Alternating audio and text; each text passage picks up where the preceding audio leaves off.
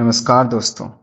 आज हम बात करने वाले एक ऐसे लेख की जो न केवल विचारों को झकझोर देता है बल्कि आपको अपनी मान्यताओं पर सवाल उठाने के लिए मजबूर कर देता है। यह लेख है मैं नास्तिक क्यों हूँ, जिसे लिखा था हमारे क्रांतिकारी नायक शहीद भगत सिंह ने जेल की सलाखों के पीछे बैठकर।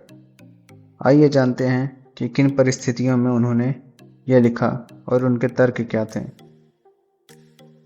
साल था 1931। भगत सिंह फांसी की सजा का इंतजार कर रहे थे। इसी दौरान एक साथी क्रांतिकारी बाबा रणधीर सिंह ने उनसे कहा, उनकी नास्तिकता का कारण उनका अहंकार है, यानी प्रसिद्धि और गर्व ने उन्हें ईश्वर से दूर कर दिया है। इस टिप्पणी ने भगत सिंह को गहराई से सोचने पर मजबूर कर दिया और इसी का परिणाम था यह लेख मैं नास्तिक क्यों हूँ। भगत सिंह ने साफ किया, उनकी नास्तिकता अहंकार या घमंड से नहीं आई है। उन्होंने लिखा, मैं ना तो प्रतिद्वंदी हूँ, ना अवतार, ना ही परमात्मा।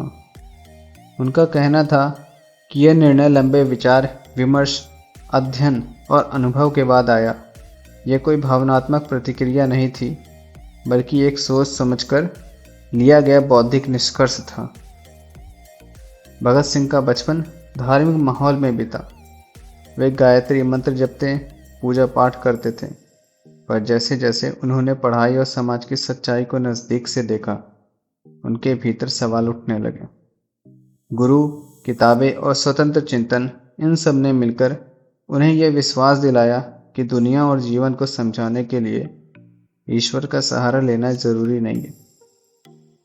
उनका सबसे बड़ा प्रश्न यही था, अगर ईश्वर है तो फिर इतना अन्याय क्यों, गरीबी, युद्ध और अत्याचार क्यों।